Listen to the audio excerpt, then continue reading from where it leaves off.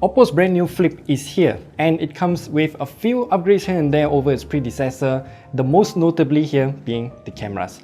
After spending some time with this phone and also heading to Singapore,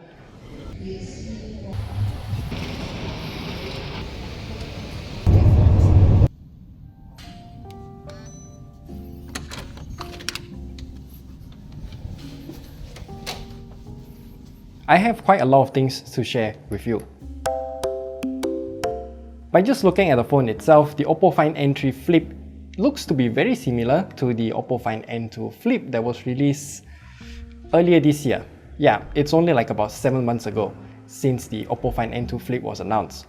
While it might look the same, the grip is actually very different. The edges of the phone are now more rounded, making it more comfortable to hold in the hand. And when I compare it with something like the Galaxy Z Flip5 for example, I can feel that the Find N3 Flip is a tad bit thicker. That might be for a few good reasons too. It has an alert slider now, which is very good, and we have a total of 3 levels of toggle.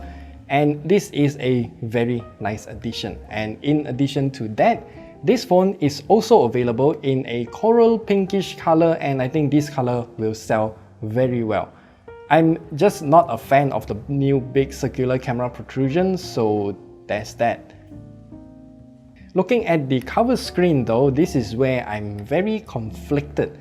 The screen is indeed beautiful, but it is taking up to only about 60% of the front. Given how small this cover display is, its functionality is also rather limited. Within the settings menu, we can customize the cover display to use a few preset wallpapers, and these interactive pads can loop across a few different animations. Some of them are cute, like this dog here, but I'm more of a function over form guy, so I always use this weather wallpaper instead. It's a combination of a weather report with a live wallpaper, and I think that is very unique. You can even add a few widgets so you can quickly launch apps by just tapping on that icon there. So you can have a camera, a timer, or even Pocket Player. Speaking of the Pocket Player, we can actually scroll to the right here to see a list of apps that we can run on the cover display. Spotify was added on the OPPO Find N2 Flip, and it is also present on the Find N3 Flip, but it is now called Pocket Player. Sorry, Spotify was suspended in the background. Give me a moment here. As I was saying, I have no idea why they're calling it Pocket Player now. Maybe it's because they don't have the rights to use the Spotify name, but the entire interface is actually Spotify. I don't know. We also have the usual quick settings menu here, and also to view all of the notifications. And while we can read the messages pretty well on the cover display here, we can only reply to those messages using predefined messages. But that's not always the case. You see, we can add our own apps to run on the cover display. Keep in mind that these are labeled as quote-unquote labs, but in my opinion, they are not even in the alpha stage. For example, Telegram. The entire app can run on that mini display, and we can even reply to messages too. But the keyboard is, just have a look at it for yourself. One more quick highlight here is that the cover display seems to have a raised sharp edge, and I can scrape my dead skin off of that edge, and that's not really a good sign, but once you put a case on it, then it's not going to be an issue. But now let's open up the device, but not completely. OPPO did upgrade their Flexion Hinge by allowing it to freely stand between 35 to 135 degrees. But as you can see here, the hinge is rather floppy. It has some strange snapback. To be fair, the Galaxy Z Flip5 does have that snapback as well, but it is not that extreme. One thing I do like is how OPPO upgraded the Find N3 Flip to IPX4. Some water resistance is always better than none, and I'm happy about that. Once we open up the device, we have a 6.8-inch AMOLED screen with a resolution of 2520 by 1080 pixels with up to 120Hz refresh rate, and I can definitely tell you that this screen on the OPPO Find N3 Flip is wider than the Galaxy Z Flip5. If you have big hands like mine, then using it one-handed is still possible, but I will have to shift my grip a little bit if I want to reach to the other side. And since this is a folding phone, we did a total of 2 tests with our colorimeter, one at the top and another at the bottom. The color accuracy is very consistent between the two halves, covering nearly 100% of sRGB and nearly 99% of DCI-P3 color gamuts, while having a maximum delta E of less than 3, but the average delta E is very low. As for the maximum brightness, I'm surprised as we can get around 950 nits. Definitely not gonna be issue if we're going to use this phone outdoors during a bright sunny day.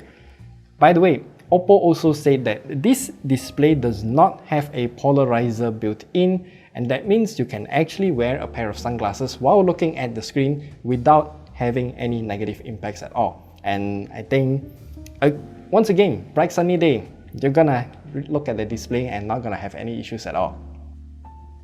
And let's talk about the software for a while. It is using the latest ColorOS 13.2 on top of Android 13, and as shown earlier, it does come with a few special features here and there, and those features are made specifically for foldable devices. And OPPO has also finally added their own Flex 4 mode, which is their version of Samsung's Flex mode, and it works with their camera app now. That's a huge deal for me specifically because I think this kind of adaptive UI is important for those who want to use the phone as its own tripod by just, taking pictures like this. Okay, time for the cameras. This phone has the trifecta of cameras, so you have a main camera, telephoto, and also an ultra-wide angle camera. All of these cameras are very high in terms of resolution, and it also has the Hasselblad branding as well. Now I have to say all of the three cameras on this phone is excellent. The colors are very good, but they are not as vibrant as what I remembered before with the Mari Silicon X and also Hasselblad branding. So I'm not sure what's going on here. Maybe they just desaturate the image a little bit since, some of the fans, they want to edit pictures on their own. Either way, it is not as saturated, but the colors are still there. So you just hop into Snapseed or something, increase the contrast or maybe just the vividness, saturation a little bit, then it'll be very good to go. Either way, all of the three cameras here have very good clarity, and once again, very amazing colors. Overall, I'm really liking all the cameras here. Even night shots, they look amazing. So yeah, just have a look at all of the pictures that I took in Singapore.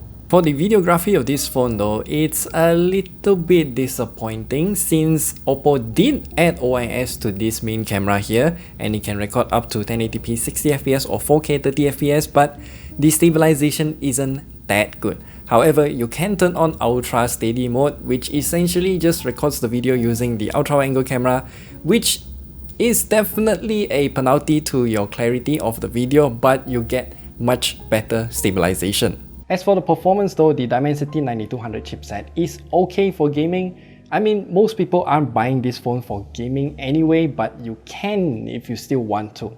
As shown in our gaming test video, we are getting good frame rates while playing Genshin Impact at the highest graphical settings at first, but the frame rate drastically drops when it starts to thermal throttle.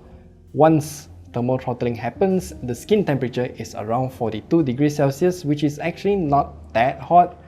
And again, I expect foldable devices to have high temperatures since you only have half of the phone to actually dissipate heat. OPPO did tell us that they do have a brand new technology called the cross-hinge heat dissipation layer, which literally means a heat pipe running between the two halves of the phone. Does that actually help? Well, I would say not really, because as we've shown, thermal throttling still occurs, and I guess the cross-hinge heat dissipation layer is going to be a very thin piece of heat pipe that connects between the two halves of the phone. So yeah, you still need it to be thin, so you need to, fold the device without actually breaking the cross-hinge dissipation layer. Anyway, we've shown the gaming performance of this phone in our full gaming test video, so you can watch it at the top right corner there to know more.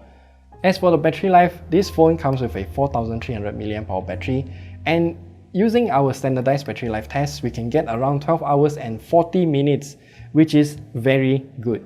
Expect the battery to last you throughout one full day without any issues at all. But the strangest thing about this phone though is the charging speed. Sure, it does come with a 67 watt charger inside the box, but this phone only takes in 44 watts of fast charging via their own proprietary Super VOOC charging standard. That means the phone will take about an hour to charge completely, and the temperature has a lot of shark fins, and that is due to the temperature control. Once the charging speed increases, the temperature goes up, but eventually it stops fast charging to let the device cool down a bit, and then the cycle repeats over and over again until it charges to a certain percentage, then the shark fin disappears.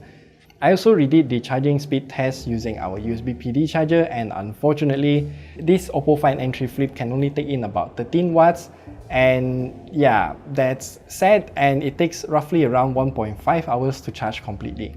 But before we wrap up, here are a few more things that I want to highlight. This OPPO Find N3 Flip does come with a USB 2.0 port at the bottom, and yeah, it takes forever to copy files in and out of this device, and it also does not support display over its USB-C port. It does have double SIM card slots, but no microSD card slot like any other flip phones that we've tested so far. So in the end, should you actually buy the OPPO Find N3 Flip? Well, it ultimately depends on what you want. I think between this and the Samsung Galaxy Z Flip5, I consider them to be on par with each other. Cameras on the OPPO Find N3 Flip is obviously much better and also more flexible, and having an alert slider is a big quality of life improvement. However, the Galaxy Z Flip5's big cover display is very functional, yet it just looks better than the Find N3 Flip's empty patch of space there. Both phones' hinge are very similar as they close with virtually no gaps, but the OPPO Find N3 Flip has a weird snapback, yet it has a much shallower crease. As for the price, I'll leave it for future me to talk about it because I don't have it right now. Okay, so now we're back at the hotel. I want to particularly talk about the price first. For 4,399 ringgit, it is 100 ringgit cheaper than the Galaxy Z Flip 5. And like what we said earlier, there are a lot of trade-offs between the two, so ultimately it depends on what you want the most. If you want better cameras, then of course go for the OPPO Find N3 Flip. The Hasselblad color profile is not as vibrant as before, but it is still very good, especially since there is actually a telephoto camera inside a flip phone. I think that is just amazing that they are able to do that. But yeah, I will leave you links on where to buy that phone down in the description below. There are some pre-order bonuses here for us here in Malaysia, so do check that out. So which one will you pick? The OPPO Find N3 Flip or the Samsung Galaxy Z Flip 5?